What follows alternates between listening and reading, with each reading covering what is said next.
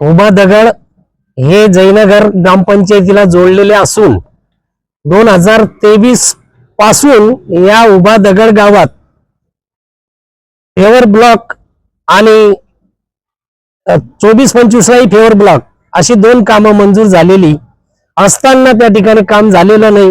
हे आम्ही जेव्हा ग्रामस्थांनी आमच्याकडे सांगितलं आणि आम्ही जेव्हा शासकीय यंत्रणेमार्फत तपासणी केली तर चौकशीच्या वेळेस हे उघड झालं की तिथं 2024 ला 31 मार्चला 20 लाख आणि 31/3/25 ला 15 लाख असे 35 लाख रुपये काढून घेतलेले आहेत आणि त्या ठिकाणी फेवर ब्लॉक बसवले गेले नाही। तसेच राजकीय दृष्ट्या पाहता त्या गावाला आतापर्यंत 23 पासून तर आतापर्यंत उपेक्षित सगळ्या योजनांपासून ठेवण्यात आलेला आहे। त्या ठिकाणी घरकुल असो, त्या सोयी सुविधा असो, त्यासाठी जेव्हा उभा दगडचे ग्रामस्थ येतात त्यावेळेस त्यांना उडवाउडीचे उत्तर इथे देण्यात आलेली असतात आणि याप्रमाणे जयनगर ग्रामपंचायत अंतर्गत देखील जी काही कामं होत आलेली आहेत आतापर्यंत ते कागदावर किती आहे ते शंकाच आहे आम्हाला आता। आणि म्हणून जेही कागदपत्रानुसार कामं झालेली आहेत ती पण अपूर्ण अवस्थेत दिसून आलेली आहेत। आमचं गाव एकीकडे या तालुक्यात हेरंब गणेश मंदिराच्या रूपाने प्रसिद्ध असलेलं आणि शांततेचं प्रतीक असलेलं हे गाव, पण या 1 वर्षापासून इथं या गावात शांततेचा आणि कायदा सुव्यवस्थेचा भंग करून कुणाला तरी काहीतरी दारू पाजून याच्याकडे जाणं, हल्ला करणं, त्याच्याकडे जाणं, मारहाण करणं अशा प्रकारे या गावात आता 1 वर्षापासून होत आहे। आणि अशी परिस्थिती माजी पंचायत समिती सदस्य भगवान पाटील यांच्यावरही झाली आणि मी माजी उपसरपंच असताना माझ्या घरी अशा पद्धतीने हल्लेखोर पाठवण्यात आले आणि म्हणून या गावात आता कायदा सुव्यवस्थेचा भंग इतका वाढत चाललेला आहे, गुन्हेगारी इतकी वाढत चाललेली आहे जी जरी पाहता आणि कायदा सुव्यवस्थेच्या आधाराने त्याच्यावर नियंत्रण गृह विभागाचं पाहिजे तसं वचक नसताना हे फोफो चाललेलं आहे।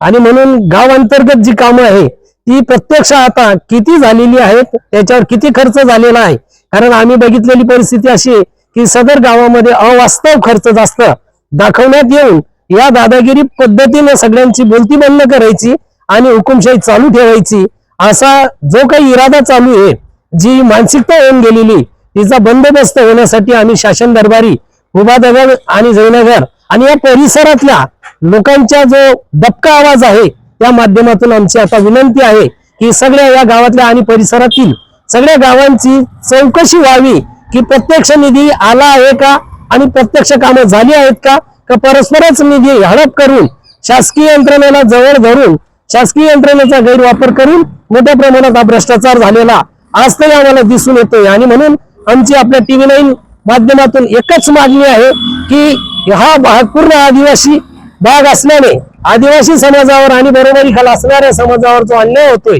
त्या अन्यायाला न्याय मिळावा एवढीच आमची मागणी आहे आणि ताबडतोब चौकशी करून शासकीय यंत्रणेने संबंधितांवर गुन्हे दाखल करावे आणि त्यांना जेलची हवा द्यावी एवढीच आमची मागणी। नमस्कार, मी ईश्वर माळी, उपसरपंच ग्रामपंचायत जयनगर। आत्ताच मीडियामध्ये काही आमच्या जयनगर ग्रामस्थांनी व्हिडिओ व्हायरल केला आहे की उभा दगड गावाला असा भ्रष्टाचार झाला, जयनगर गावाला असं कामं झाली नाही। परंतु मी शासनाला एकच विनंती करतो की आपण आपल्याकडे यांनी तक्रारी अर्ज दिला असेल तर आपण नक्कीच तक्रारीच्या दखल घेऊन चौकशी करावी। परंतु मी या खोट्या तक्रारीला यांच्या मीडियाच्या माध्यमातून ही जी तक्रार केली याला ही खोटी तक्रार केली यांनी, कारण उभा दगड गावाला 35 लाख रुपये मंजूर झालेले नाही, त्या गावाला 20 लाख रुपये मंजूर झाले आणि बाकी जो निधी तो जयनगर गावाला मंजूर आहे। यांनी खोट्या पद्धतीने 35 लाख रुपये सांगितले आहे, कारण त्या गावाला 20 लाख रुपये मंजूर फेवर ब्लॉक मंजूर झालेले आहेत आणि ते फेवर ब्लॉक तिथं जल जीवन मिशन नळ कनेक्शनच्या माध्यमातून ते काम पूर्ण होते आणि त्याच्यामुळे ते काम थांबवण्यात आले आणि काही ग्रामस्थांचाही विरोध होता, त्याच्यामुळे त्या कामाला एवढे दिवस लागले।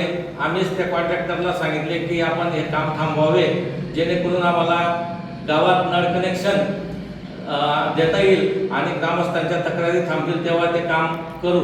परंतु आमच्या गावातील काही विरोधक जे आम्हाला आमच्या पॅनल विरुद्ध पळून गेलेले, त्यांना बऱ्याच दिवसापासून सत्तेची लालच लागलेली होती आणि ते पूर्णपणे पॅनल त्यांच्या पडला आणि पूर्ण पॅनल हा आमच्या ग्रामपंचायतीच्या 10,000 लोक निवडून आले. त्याच्यामुळे त्यांना ते बदनाम करण्यासाठी हे षडयंत्र करत आहेत. कारण आम्ही नवीनच आता निवडून आलो आणि आमच्या या निवडण्यामुळे त्यांना खूप दुःख होत आहे. कारण बऱ्याच दिवसापासून त्यांना ग्रामपंचायतची सत्ता भोगण्याची सवय आहे आणि जुनी राजकारणी असल्यामुळे त्यांना नवीन ते गावात भांडणी लावून गावात आमच्यासारख्या लोकांना त्रास देत असतात, आमच्या सरपंच बॉडीला त्रास देत असतात आणि विरोध करून कामं थांबवण्याचा प्रयत्न करत असतात आणि तेच अजून खोट्या तक्रारी करण्यासाठी पुढे जात असतात. गावात आम्हालाही धमकी देऊन आमच्या घरांवर माणसं धावून येतात आणि आम्हालाही कुठेतरी बदनाम करण्यासाठी वेगवेगळे कट रचले जात असतात. परंतु मी आपल्याला विनंती करतो, भविष्यात सरपंच उपसरपंच आणि आमच्या बॉडीला काही झालं तर हे जिम्मेदार राहतील असं मी सांगू इच्छितो. कारण आमचं अतिशय प्रामाणिकपणे काम चालू आहे. कारण प्रामाणिक काम चालू होतं म्हणून आम्हाला ग्रामस्थांनी निवडून दिलं आणि त्या कामातून आम्ही 2 वर्षामध्ये अतिशय चांगले काम करून आराराबा सुंदर माझे गाव 50 लाखाचे बक्षीस आम्ही प्राप्त केले. जर आमचे काम बोगस राहिले असते किंवा कामं केले नसतील तर आम्हाला शासनाने बक्षीस दिले नसतं. आणि आता आम्ही मुख्यमंत्री समृद्ध पंचायत राज अभियान या योजनेमध्ये अतिशय उत्साहाने आणि ग्रामस्थांच्या सहकार्यातून भाग घेतला आहे आणि त्याचेही आमचं अतिशय जिल्ह्यात स्पर्धेत आम्ही सहभागी झालो आहेत आणि आमचं चांगलं काम चालू आहे. ते या लोकांना खटकतंय म्हणून यांनी गावाला बदनाम करण्यासाठी, आमच्या गावाला विकास थांबवण्यासाठी, बक्षीस न मिळू देण्यासाठी हा प्रयत्न या विरोधकांचा चालू आहे. म्हणून सर्वांना विनंती, यांच्या कुठल्याही सोशल मीडियाच्या या व्हायरल झालेल्या व्हिडिओला आपण लक्ष देऊ नये. कारण हे बऱ्याच वर्षापासून यांना सत्तेची लालच आहे आणि या आता त्यांना सत्ता मिळाली नाही म्हणून त्यांना असं पोट गडबड करत आहे त्यांचं.